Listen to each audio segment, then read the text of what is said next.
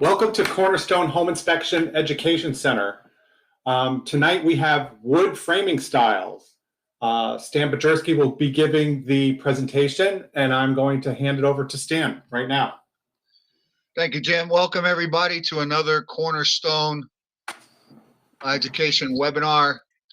For those of you who were with us when we did the very riveting properties of wood presentation a couple weeks ago, I told you that there were 3 presentations that we were going to give. They weren't going to be back to back.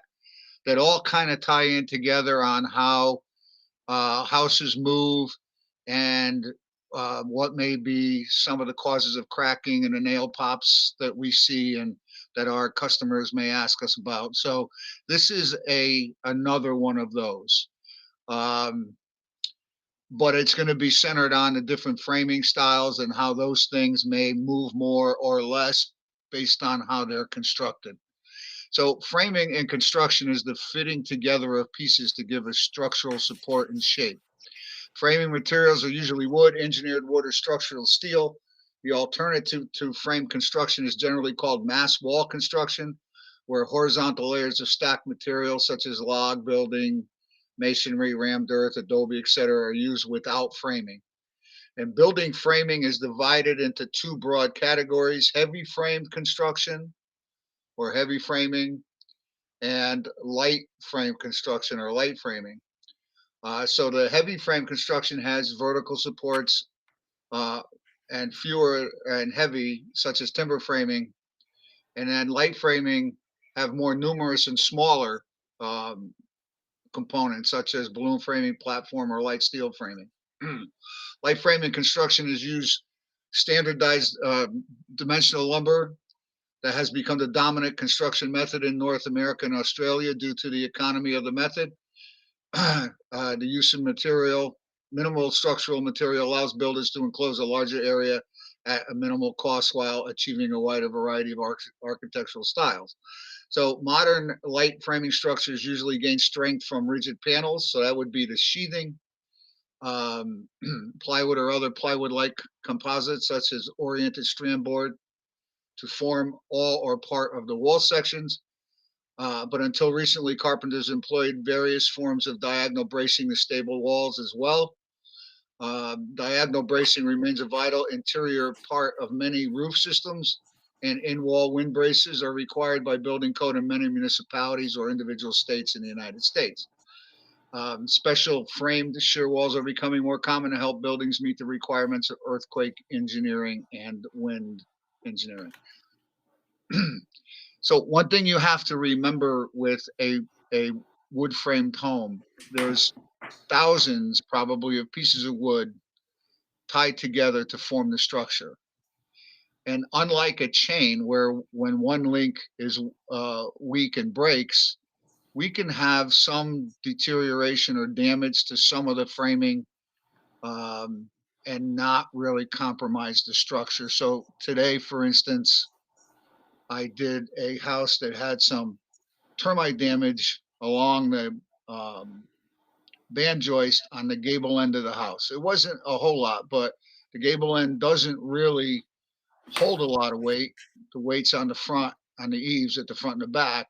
That damage was, I mean, a lot of people are going to want to fix it just for aesthetics, but probably did not compromise the structure at all, even though you wouldn't put that piece of wood in there brand new when you're building the house. So there is some tolerance in wood frame construction. Okay, Jim. I put this picture of the log cabin in because it's more or less the mass wall construction. So there is no framing in a log cabin. It's just logs stacked on top of each other, maybe with a little bit of framing for the roof. The log cabins that we're familiar with today originated in Scandinavia, Eastern Europe, and North Russia during the Bronze Age. Log cabins were widespread across Europe for thousands of years before they arrived in North America. They were brought to the Delaware River region by Swedish and Finnish pioneers during the early 17th century and quickly became a valuable asset to the settlers of North America. Scandinavians brought with them the tools and knowledge necessary to build log cabin dwellings for pioneers living and arriving there. Okay, Jim. So it's a very simple structure. Usually one room, one door, dirt floors, no windows. And then they jammed in whatever they could jam in, early form of chinking through the gaps between the logs to keep out the cold.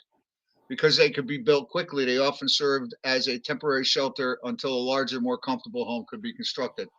And over the centuries, new styles evolved with the addition of extra rooms, hallways, hearths, chimneys, and even lofts and patios. Improved ventilation, insulation, more advanced notch joints, and other innovations made log cabins more waterproof, warm, and comfortable. Jim, log homes of today are probably a combination of all three constructions: mass, wall construction, heavy and light framing, all combined. All those woods are going to move, or they're going to react differently to elements, to water penetration, to insects. They all need the same amount of care and treatment on the exterior. And water is the foe pretty much to all wood framing. All right, Jim. So timber framing is early framing, and I don't know, I guess depending on what part of the country a home inspector's in, they may see more of this than other people. I know in 35 years, I might have done a half dozen timber framed homes. It's a dated system for creating the structural skeleton of a house. It appears in today's timber or post and beam houses, albeit with a reliance now on metal fasteners. Timber frame was used in Europe since medieval times and is the basis for English half timber houses, where the structural timber shows on the filled and stuccoed exterior. In timber frame building, the entire weight is carried by massive beams and posts. Wall sheathing is just a barrier to keep the elements out. So you can see the bigger sections between the heavier framing, which were just kind of walled in, but weren't really framed as we do today. Timber frame is a basic technique for building wooden houses in the U.S. from the 1600s until the middle of the 19th century. Next. So they were very basic on the inside. You saw all those large framing components. Kitchen was always the center of attraction and where most of the heat was generated. So everything evolved around that fireplace. Next slide, Jim. And here's kind of that same scene to a certain extent in a modern timber framed home. Same basic premise, just more modern and easier to live in. The timber frame was hand hewn initially. All of the framing timbers were felled and squared up by hand. Even after the advent of power sawmills made it possible to make square timbers by machine, all the notching for the rather sophisticated joinery was still done by hand. House wrights would develop their own special cuts for making joints and connecting timbers. The old houses having ingenious combinations of mortise and tenon, dovetails, and other joints. We're going to see some of them coming up. It's impossible to tell from the exterior whether a house is early timber frame, but there are telltale signs inside. The posts and summers beams are so big they often protrude from walls and ceilings. So just like a couple previous pictures, you definitely still see those frames. The massive timbers were often encased in smooth planed boards with beaded edges. Later generations of restorers typically removed the casing to expose the rough frame timbers, a practice that may have horrified some fastidious early occupants. The timber frame made a strong and durable house. However, the advent of lighter balloon framing made the old practice seem expensive, and it quickly fell out of favor with builders. Timber framing has been a popular subset of custom new construction since the 1970s. Okay, Jim. This is half timber framing. You can see the framing from the outside as well. So half timbering refers to a structure with a frame of loaded bearing timbers, creating spaces between the timbers called panels, which are then filled in with non-structural material. The infill is known by different terms in different building traditions, patchwork, bousselage, and is typically parts or stuccoed over. The large framing timbers often are left exposed on the exterior.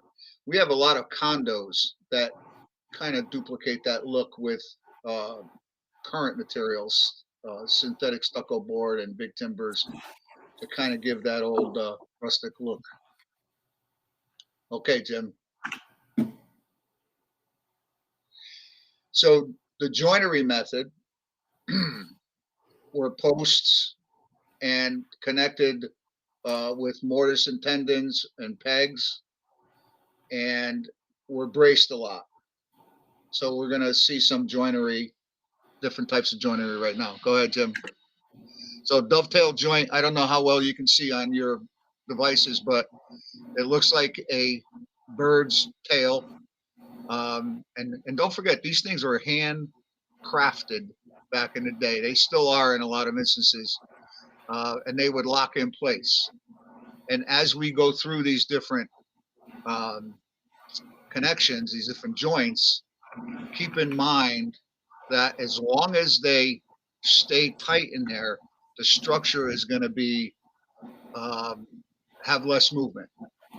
Over time, in a lot of these houses, they would shrink or become damaged from water penetration or even insect damage. And that's when the buildings would loosen up a little bit and lean or sag. Many years ago, we had a presentation when I was in Ashe. They had a guy from Vermont, and he would come and carefully take off all the exterior components and tie all these fix all those joints and use cables and pull them all back together. So it was very interesting. So this is a brace mortise and tendon. Again, you really can't see it, but they show an outline of the mortise and tendon inside there. And those braces would help square off the building. Next to them, collar tie and rafter joints to hold the roofing together. Next to them, king posts with web and finial. So that would be in the gable end. Pretty much you see the mortise and tendon and holes and pegs to hold everything together. Next, king posts with finial. You could just kind of go through them, Jim, because they're all very similar in connection. They just make different connections. Post connector joist connection, rafter peak ridge connection for the roof line, shoulder mortise tendon with the corners, tongue and fork for the gable, valley purlins. So modern joinery today can be fashioned at a factory. Okay, Jim. And they are using the metal fasteners now as a point of making a better connection over time to make these structures last longer. Go ahead, Jim. So a real life moment. I used to coach baseball. Well, this is a long time ago, 25 years ago, probably. We had a new kid on the team, and they came from New York, and his father was a building inspector, municipal inspector from New York. And he found out I was a home inspector, so he instantly became my best buddy. And after his son stopped playing baseball, he bought this house in Milford. And I had an opportunity to look at it while he had it gutted. And he actually took a lot of the components that were failed in the house, and he had a joinery guild come, and they bought the posts and the beams pre-cut, and they did all the joinery on by hand on site. Okay, Jim.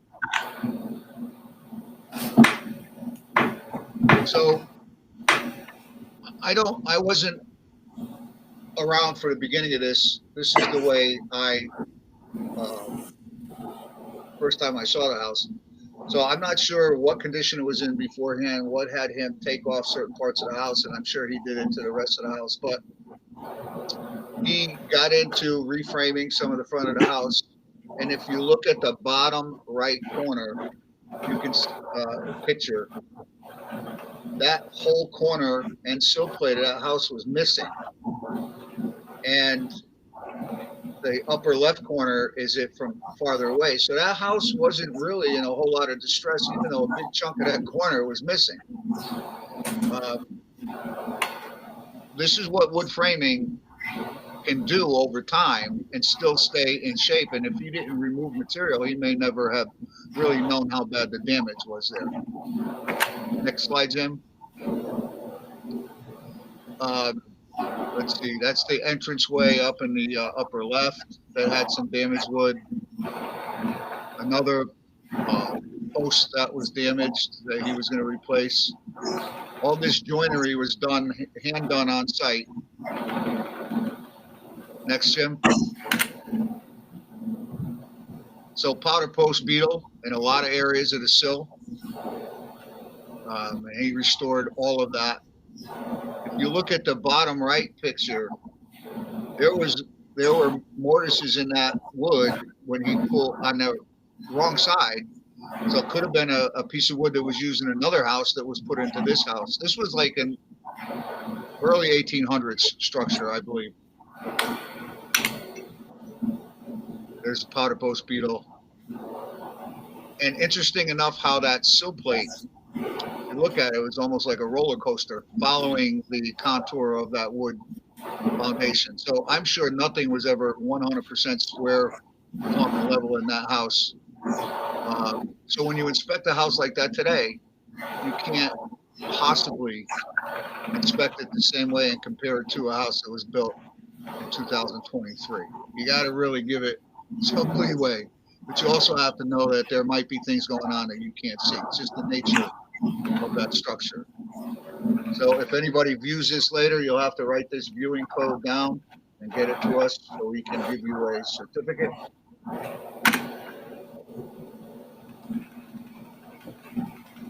So post and beam construction, for all intents and purposes, is timber framing, basically. But today it's all fastened with metal fasteners. And it's pretty popular now because it allows for expansive flooring and flexible wall structuring. Gives the building strength and rustic appearance. Okay, Tim. So timber frame and post and beam structures have similar visual style. Both tend to create open spaces with exposed beams and natural elegance. That's because both types of construction use heavy timbers rather than 2x4s. Some timber framers believe the wood should be the only component in true timber frame structure. When it comes to timber frame construction, mortise and tenon joinery bring everything together, both aesthetically and structurally. In contrast, post and beam construction uses metal plates and bolts. So that has a certain look to it as well. While that may not seem like a big difference, some would argue that this method isn't truly timber framing. So if you look at that diagram, obviously with timber framing, the wood is inserted and connected together, and there's a point of connection there that's all wood. On the post and beam, we have a similar connection, but it's not embedded in the wood, and it's relying 100% on those plates and the through beds. So moisture can affect both these connections, right? The wood connections, if they get wet, can rot, and the metal fasteners, if they get wet, can rust out. In today's buildings, we're probably, at least on the interior, going to be able to keep moisture out of all of that to a certain extent if the house is well maintained. So dissimilar metals, materials like metals and wood also tend to work loose over time. So I don't think one is better than the other. Now, here's an interior picture with the metal braces exposed, and then an exterior ports is going to have them exposed as well. So it's a different look, obviously. So the next three framing styles are the ones that we probably, at least here in the Northeast, are going to see the most. So balloon framing is a method of wood construction that utilizes long continuous framing members that run from the sill plate to the top plate with intermediate floor structures let into and nailed to them. So as you can see, it's one big stud from the sill in the basement or crawl space to the roof line. And then the floor, Jim, next. All right, we'll go through this. I was going to jump around if I had control, but we're going to go one at a time. So the problem with balloon framing, and I don't know how many people here have inspected houses, the older houses, up until probably the maybe 1930s, 1940s even. They potentially create a path for fire to travel from floor to floor because there's a big chase there. And a lot of times when I'm inspecting balloon frame houses, you'll be seeing the electrical being dropped down those chases, sometimes even plumbing. So they're definitely getting through. And a fire that starts in the basement can get all the way to the attic in a heartbeat. So when I see open sill boxes that I think are getting to the attic, I always recommend that fire stops be installed at least the basement where you can get to them. The other problem with another problem with balloon framing was the lack of a working platform for work on the upper floors. Workers can readily reach the top of the walls being erected with platform framing. Balloon construction requires scaffolding to reach the tops of the walls, which are often 2 and 3 stories above the working platform. And then you need to have long framing members, which today is probably virtually impossible. For larger buildings, there's a noticeable drop down or slope of floors towards central walls, caused by the differential shrinkage of the wood framing members at the perimeter versus central walls. Larger balloon framing buildings will have central bearing walls, which are actually platform framed, and thus will have horizontal sill and top plates at each floor level, plus intervening floor joists at these central walls. So wood will shrink much more across its grain than along the grain. Therefore, the cumulative shrinkage at the center of the building is considerably more than the shrinkage at the perimeter, where there are many fewer horizontal members.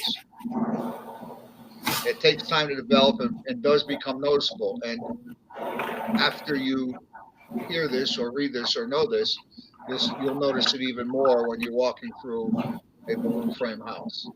And then what I've also found is it pushes out the walls a little bit. They bow out, especially in stairways that are on the side of the house. I got a picture. It's hard to see, but the walls bow out. Present day balloon framing buildings often have higher heating costs due to lack of insulation separating a room from its exterior walls. But of course, this can be remediated through addition of insulation, as with any other framing. So basically, tying this into that previous properties of wood, the expansion contraction we talked about is having an effect on the house. The ability for a piece of wood to stay straight over a long run, the spans without support, all those things are going to create the character, so to speak, that you see in these older houses. They're not necessarily structural issues, but people that don't know this is normal may have questions for you, and I think there's an easy way to explain it without getting them all in a panic. So how do you tell if it's a balloon frame house? Well, it's not easy to see what's hiding behind the walls. But from 1880 to 1930, it's probably, there's a good chance that it's probably a balloon frame house. The issue is not having the fire blocks, as we said before. If it's a one-story house, it's not quite as big a deal, but the multi-story house is important.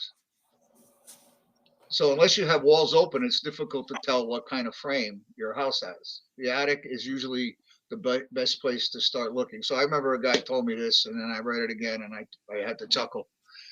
So the guy said he would take a penny and drop it down the eaves of a house and see if he heard it hit at the next platform or if it went all the way down to the basement. So I've never done that, but if I look in the basement and see the open sill boxes, you pretty much can rest assured it's balloon framing. Okay, Jim, next. So that's what they call the let-in detail. Floor joists are actually nailed to these wall studs, and there's like a little ledger board underneath it. So imagine trying to set all that up without a platform to stand on. It's probably very difficult. So we already talked about this, how to make a balloon frame house safer. And it's all trying to stop the fire from spreading through the house. So those are open joist bays and box beams, and those can be fire blocked. And basically what I tell people is just to cut the wood the same dimension, just a little bit bigger, and just drive it in there. And that will help retard the fire until they're out of the house and maybe stop it from spreading. Or it will stop it from spreading through the rest of the house. Okay, Jim. Cottage style framing is what I've been in tons of these over 35 years, all along the shoreline. It's a framing technique used in beach cottages along the eastern shoreline. I've also seen them on lakefront properties, inland, and some just big farmlands. Usually not the main home, but probably servants' quarters, stuff like that. But generally, it's over a crawl space. You usually see a 4x6 or a 6x6 main girder, and a lot of the original early ones were supported on cedar posts. There's one in that picture there. Now, over time, the cedar decays at the bottom and the house sags. There's never they're just laid on top. They're never fastened together. And these posts eventually get replaced by concrete block or steel or some other bearing capable material. Now, the problem I see a lot of times is that the footings are shallow underneath there. They're probably not below the frost line. And a lot of these things get shimmed up with pieces of wood. They look like you wonder how the house has withstood the test of time. So usually the floor joists are 2x6s. When you walk through the house, everything is rumbling. They're 24 inches or 32 inches on center. And the roof rafters, there were probably no ridge boards in a lot of them. They were just leaned up against each other. But over the years, because they're on the water, a lot of these, at least in my town, have been really renovated and built up to the point where they exceed some of the other houses, the newer houses in the neighborhood. And some still exist where you don't. There's no pier walls. You can roll right underneath them, get from one side to the other, but not too many of them. Platform framing is the evolution of balloon framing into a stronger method that relies on shorter lengths of lumber. Right, we build a platform over the foundation. We have partition walls or exterior walls. We build another platform and another set of walls, and then a platform for the attic, and then your roof. So it consists of wood frame walls capped with a floor system. As the house increases in height, platforms serve as the base for the next set of walls. Single-story lengths of lumber used in platform framing are less expensive, easier to produce, more widely available than the lumber needed for balloon framing. The frame can be built very quickly, and when sheathed, it takes on structural qualities of stiff, solid box. So it is the way to build right now. Jim?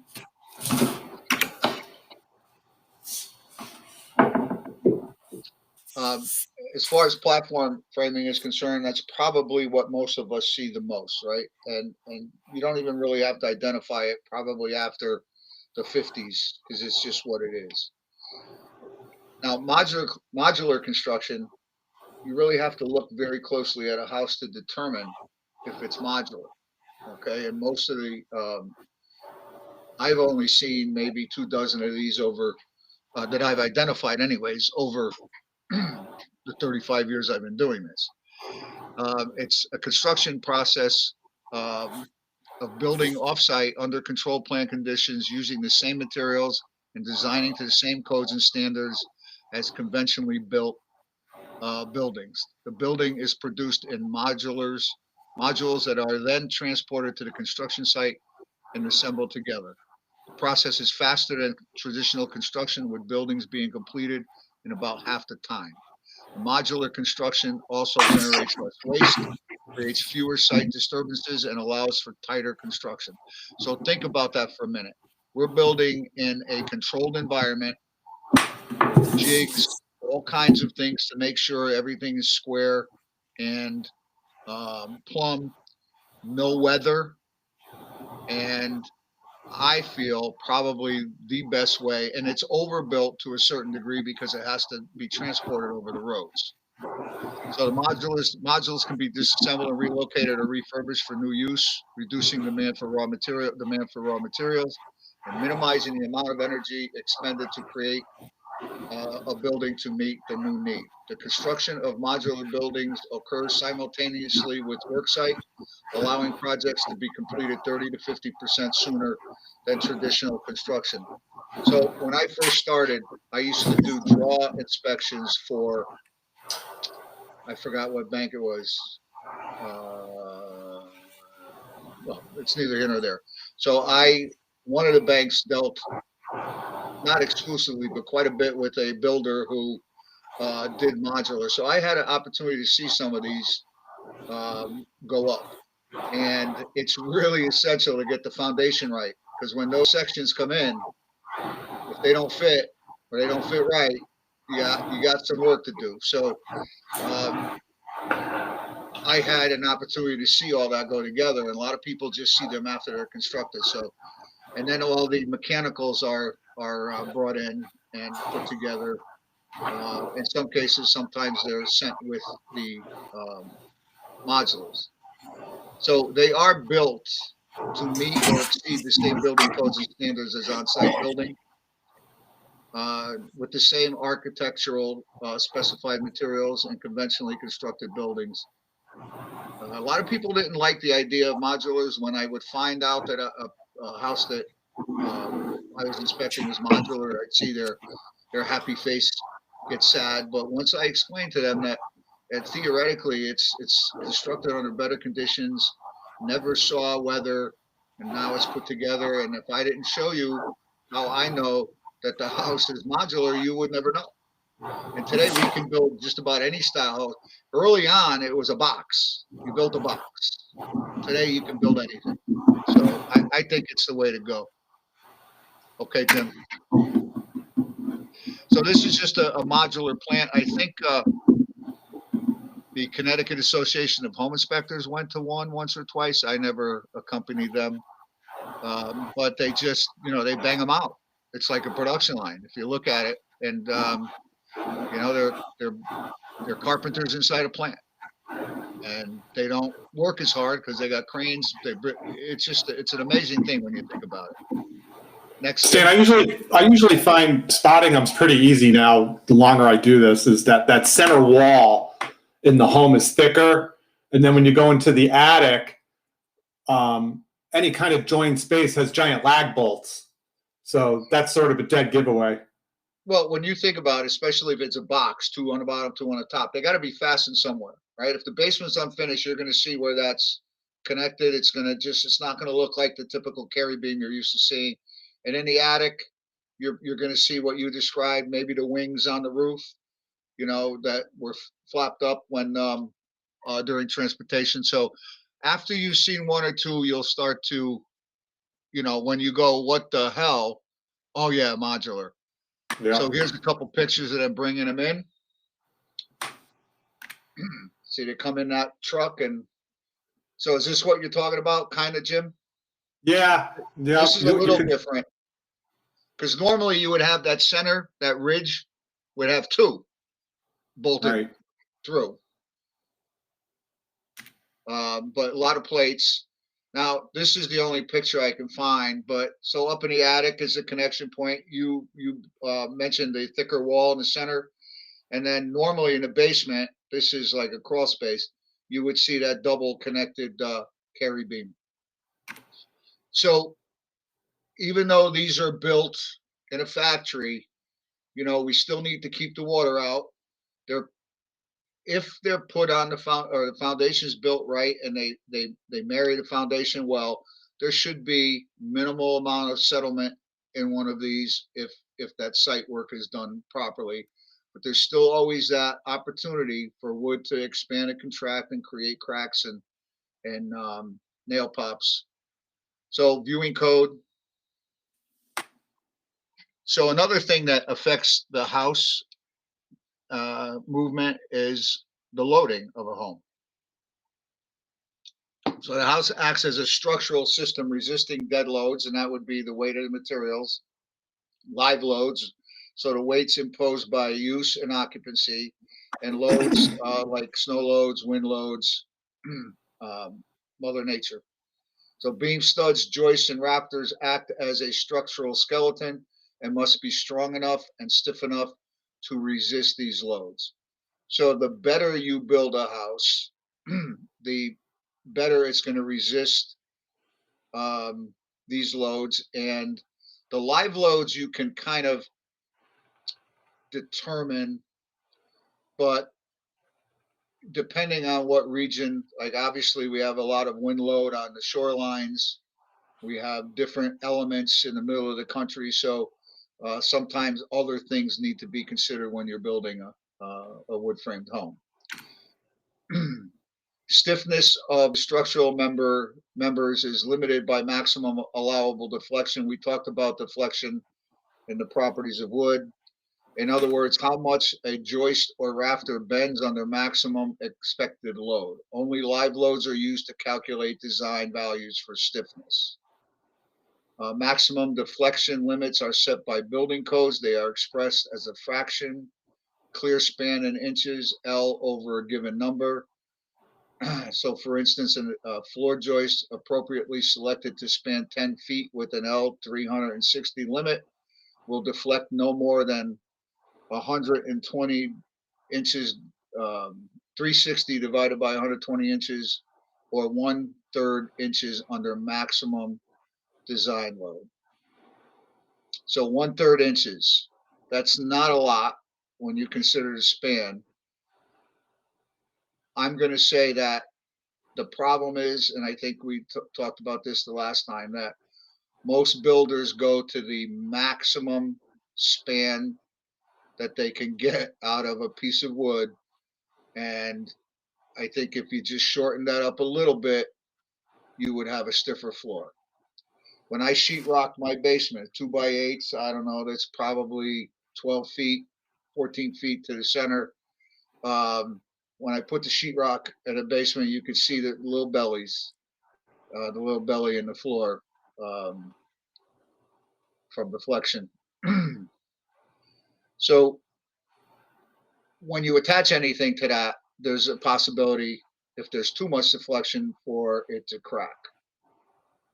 All right, so you drywall attached to the other side of a system is not expected to crack when the floor joist system deflects 1/3. All right, but if you put plaster on a balloon framed house, walls or ceilings, that's where you're going to get the cracking because plaster is not as flexible. And if we get a lot of movement from wind loads or just a settlement in the home, that's, you know, the cracking that we see. Okay, Jim. So many factors influence how a system responds to loading. It's important to realize that the way you select and use materials will control the cost of performance. The depth of the structural member. So often 2x10 joist spaced 24 inches on center will provide a stronger and stiffer floor assembly than 2x8 joists of the same grade and species that are spaced 16 inches on center. So I'm going to say that's probably true, but it depends on your sheathing. right? It has to be a little bit thicker to span the 24 inches without sagging. Maybe the floor joist is stronger, but we don't want the bellies in between. We often see that on a truss roof, where if you stand back and the light's just right, you'll see the little dip between each truss. And if your client sees it, you know, you got to have an answer for that. The E value or modulus of elasticity we talked about last time. That was boring last time. It's probably going to be boring again, so we're going to skip that. Fiber stress in bending. Loads cause beams, joists, and rafters to bend as a beam bends. The outermost extreme fibers are compressed along the top edge, and at the same time, the fibers along the bottom are stretched. The outermost wood fibers in the top and the bottom are stressed more than the fibers in the middle. So the wood goes through some stuff when it's overloaded. The lumber grade, a higher grade of a given species has a higher strength rating and often has a higher stiffness value. So somebody's cheaping out a little bit to save a few bucks.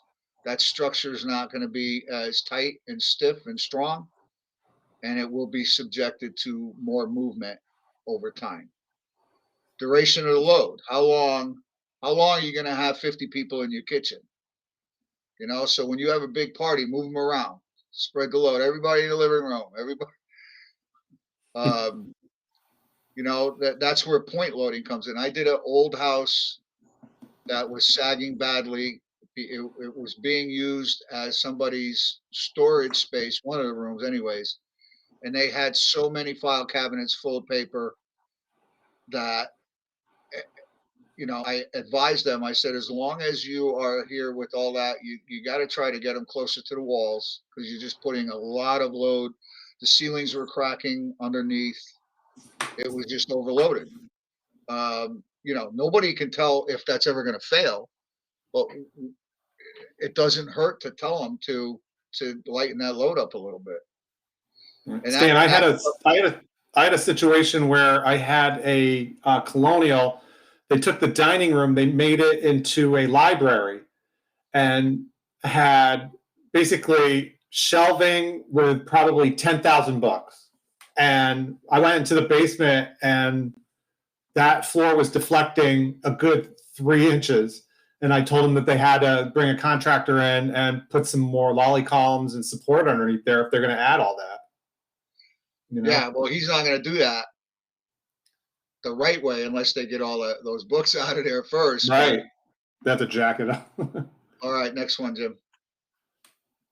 So here's that extreme fiber stress. If you look at the top, right, that's going to bow downwards, so the fibers are going to compress and the bottom is going to get stretched. So even if you took the load off that, probably not going to go back into the original shape that it was. If you need to get rid of that, if the deflection up on the floor is that bad, you're going to have to kind of jack that back up and see if you can keep it straight or replace that beam. Next, Jim. So here are some common things that we may see that these are a little exaggerated, but roof lines that are sagging and bending, still standing, right? This is one I see a lot. So garages usually don't have a very substantial ridge beam, or usually a board, or maybe none at all, kind of configured like this other picture here. So they may tend to sag a little bit. Next, Jim. Plus, they put a lot of weight on there, you know, above those with those uprights, and they. Scott, when'd you get here? I've been here.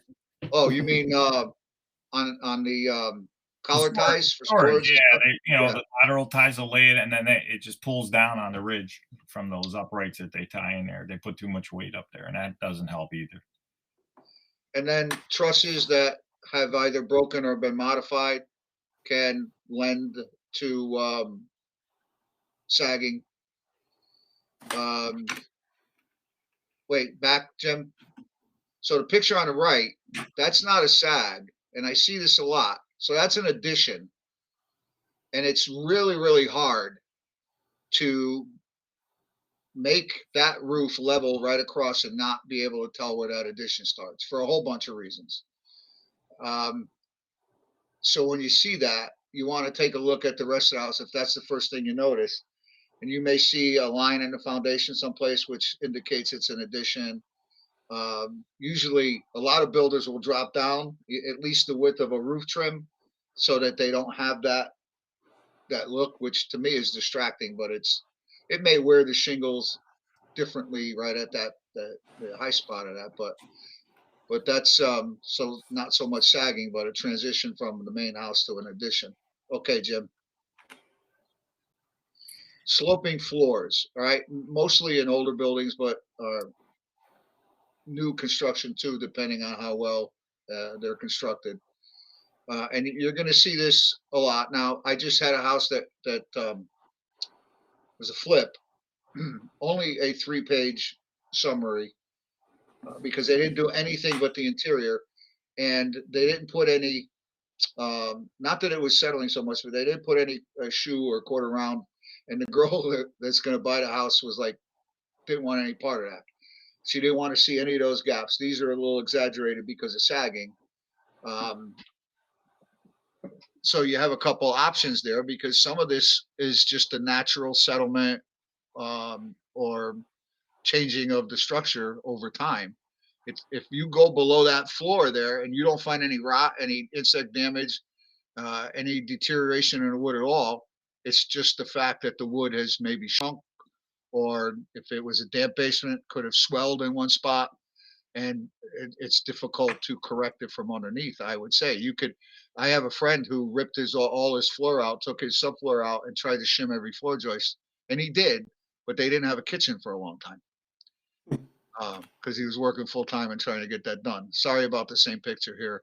So if you look at the picture on the left, that floor joist is deteriorated a little bit and has settled in and around the girder there. And so you lost an inch of flooring, so there's got to be a slope there. Do you rip that floor joist out? Do you, I mean, look at the support in that house. That's not the only thing that's not straight or plumb there. So, and just more pictures of floors that are level and then possibly what's underneath them. That's a lovely crawl space, wet, all kinds of moisture. Wall cracking, as we discussed in that previous wood properties. If you look at the framing details around windows and doors where you see a lot of this cracking, there's a lot of components tied together. They can shift, they can expand, they can contract, and they're all pulling at each other. So you can get this kind of, if you notice, I can't show you with my printer, my pointer, that crack goes diagonal and runs across probably that top plate there. Okay, Jim. So more cracking. Some of it's more severe. If you see cracking like this, you want to take a close look around and underneath and maybe even on top to see if you see anything else that's out of the ordinary. This one on the right, it's hard to, it's a bad picture, but it's kind of cantilevered over a wall basically there. And probably where all the framing meets is where that's cracking.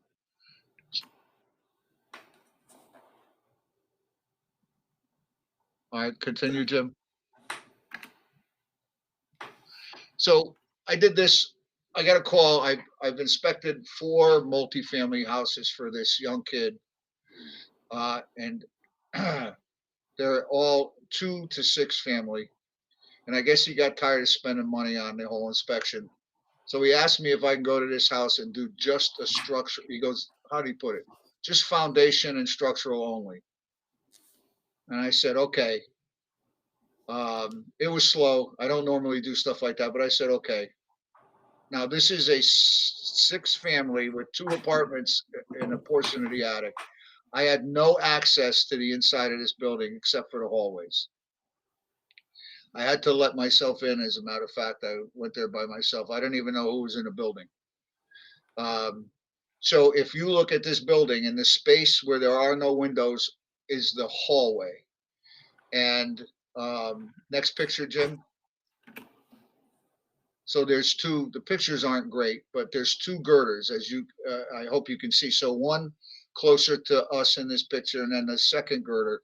And imagine a hallway if you're above that. So all the apartment walls are stacked up on top of those two girders. Now, if you look at this steel, this jack column, it's scissoring, right? The pin is actually bending. It's on all of them, but this one you can see more. All that on the floor is water, wet, pouring in from outside. It was a dry day too, but it rained prior to. I think that this house started out, I think it was 18 something, 1900 they listed, but I think it was older. It started out with cedar posts. And then when they started failing, somebody put in the steel columns. And when they started failing, they just supplemented them with the jack columns. So there were 3 generations of attempts to fix this house. Next, Jim. So when I walked in the basement, the first thing I saw is this girder. I tried to put a white line on the bottom so you can see how much that thing is twisted. That's a solid girder all the way from the front and back to the house. And it's twisted and checked, and it's got some water damage at the back. Now, when that turns, either the floor is going to follow to the low spot, or the top, the part that's lifting up is going to push the floor up, and that's right where the walls are. Next slide, Hey, Jim. Stan. Yeah. On the girder to the left, I see it all the time, and I usually, unless they're really severe, I don't call these cracks out that much. I put it in the report, but usually if they're horizontal, I'll just say, they'll just compress. I've seen new pieces of wood with checks, maybe Okay. not that bad, but that's the least of the worries in this house. Go ahead, Jim. So that plate for that jack stud, jack column, had to be installed sideways because this thing is twisted so much. And if you look, it is starting to scissor as well. I don't know how long any of these things have been there. Go ahead, Jim, next. So the girder is sagging in that left picture a little bit there. That's either insect damage with water damage. So it's a little weaker there. And then on some of the, if you look at the joist hangers, they had to make some repairs to the floor joists at some point in time. So it's so wet in that basement that those joist hangers are now rusting, and they're hanging off the bad part of this girder. All right, next one, Jim. Jim? Yeah, I switched. You're good. Okay.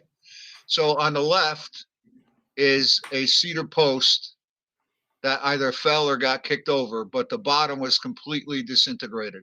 So cedar does rot, and that one was left on the floor. And then these next 2 pictures are one of the other cedar posts that, as you can see in the bottom, is badly rotted and just like disintegrating on the bottom from the weight of this 3-story building pushing it down. Next, Jim. The steel columns that are there, the one on the right is not so, the one on the left's not so bad, but the one on the right, the plate is rusted away and the exterior steel is just flaking off. And I'm sure deteriorating at the bottom as the weight of this building pushes down. Next one, Jim. And the steel columns actually are being driven in to the girder. No plates. No plates. And you know what? If it's not overloaded, that's not going to be like that. And the plates would be helpful, but there's a lot of weight on this building. And then it was so wet in there. This is mold that was on a lot of floor joists, and I didn't want to go pushing my screwdriver all the way through them, but there was a lot of rot in this house, in this basement. And just to put the icing on the cake, I couldn't resist taking a picture of this. So the blue house is the one I was in. If you look at the left picture, the wall is actually touching the roof of that porch there, of the other building. So how anybody got, I think the porch was enclosed later of the base building, but how anybody got away with that. This is Naugatuck, Connecticut, which Paul Newman referred to once while he was making a movie here as the armpit of Connecticut. So I'm sure the building officials don't come out unless they absolutely have to. So kind of in conclusion, so framing styles have inherent characteristics. Different framing styles react to loads differently. And I look at these older homes as how did this house withstand the test of time? And I try to explain to people that these older houses and the way we're framed, as long as I don't find damaged wood, rotted wood, insect damage, it's just the way they live. That's the way they're going to be. So I don't know. I hope that was some of that was beneficial to you. There's one more in this series of 3 coming down the line. I'm not sure when it is. It'll address foundations, different types of foundations, and how they affect the building as well. So I know it's a little early, but if anybody has any questions, we can release you early if you like. I got you here. Can you hear me? Go ahead, Kyle.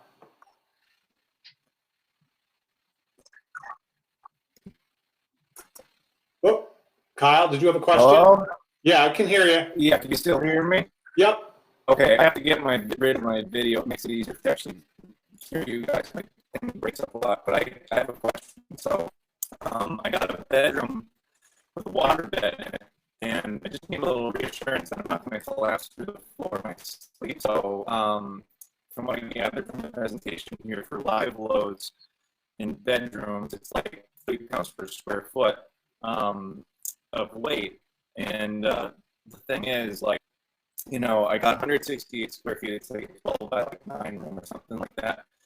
But, you know, I'm wondering, okay, so that 30 pounds per square foot rating, is that, you know, like, let's say I spread out the weight of the bed over that entire floor, right? Then you're fine. But then at the same time, you know, the bed is resting on a portion of the floor that's smaller. So you're concentrating that weight into a smaller space than that whole 168 square feet. So, like, you know, like, how do you really kind of, like, think about that or treat that? Like, you know, do I treat the whole 30 pounds per square foot strength rating as, you know, spreading it out through the whole floor or in one spot? Like, you know what I'm saying? Because it's kind of just like I did research on my own, but it's hard for me to kind of figure out what exactly, like, to make sense. Do you guys hear that clearly? A little broken up. I No, sort that of was- did. So basically what he's saying is that the floor is rated to a certain tolerance. And if he's got too much weight on one spot, does he address that one spot or does he spread it out? That's what I'm getting from that. I mean, is it new construction, old? What type of floor joist? I mean, you know, what's the span? What's the, you know, I kind of just Right. heard water bed in So- the middle. So the pedestal, the bottom of the water bed is about 6 by 6. The bottom of the water bed is about 6 by 6. And then it's a condo. I'm on the 3rd floor, and the place was built in 1975. You know, that kind of construction that I see was kind of not the greatest construction in the mid to late 70s going into the early 80s. And, you know, so you have the water bed up there now? Correct. And when you're walking on the floor, is it squeaking? Is it deflected? Is it bending? Is it bowed? bouncy? Is it bouncy?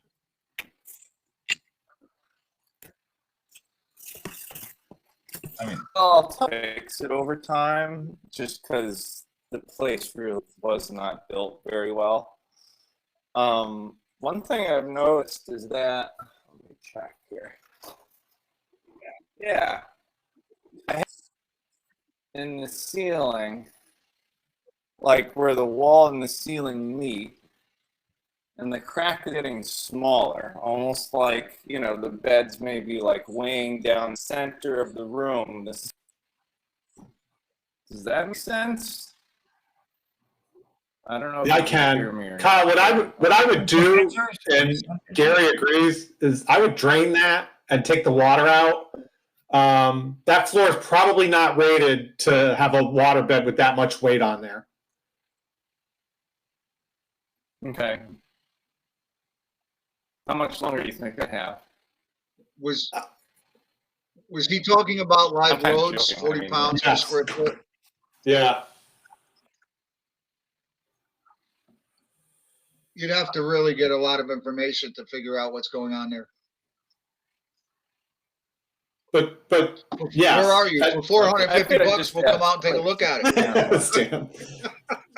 Kyle, what I would do is, if it's common sense, if you're seeing wall Right on cracks, it. floor deflection, get a level, put it on the floor. If that bubble's not centered, that is too much weight on that floor. We see this on kitchens, on older kitchens, when you start moving more heavier modern appliances that didn't have a refrigerator. Maybe the refrigerator was in a different sort of nook, and then they move it and they change it. That will affect, flooring and such. and plus, it's old. It's old. The house, you're going to get some sagging, so it might be off anyways. But Yeah. was that crack there? How long's the bed been there?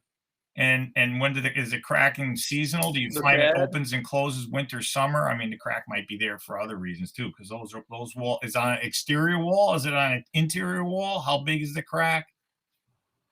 And if you're that concerned, you can always. Those are I mean, I don't know how much great you love questions. your water bed, but I love my air bed, and maybe I don't know. The water beds are probably old, right? Lived here for about a year. Realism. And over time, I've done a few things to it. One thing that was apparent right away was that just pretty much everywhere the floor was squeaking like crazy. So you see where like the nails they were kind of loose, like the floorboards, like all that stuff that just happens as a home kind of ages. But it's just kind of more extreme in this case, and the floor was just really noisy. So I started fan probably a few months after I moved here, so maybe in like the summertime last year. And recently I've seen that the crack kind of shrunk, like pretty recently. And it's like an exterior wall, but you have like the other building plan. I'll let you guys, answer any other questions that are here. I just figured I'd ask just in case Sure. I could get a little quick tip or two. So just some information. We have a meeting next Tuesday, the 9th. I know it's usually the 1st and 3rd, but we have Pest Solutions, and we're going to have a webinar, Understanding Wood Destroying Insects. And that gentleman can only come in next Tuesday. So we're doing back-to-back. It's a little unusual, but we have to accommodate our guest speakers. So we will see you next Tuesday. But I think we're going to wrap up for now. And if anybody has any questions, I'll give you another minute. But thank you for coming tonight. Thanks, guys. Thanks, guys. Kyle, send me pictures if you can. I'll be curious. Thank you. Yeah, Kyle, send us some information and some pictures, and we'll get back to you.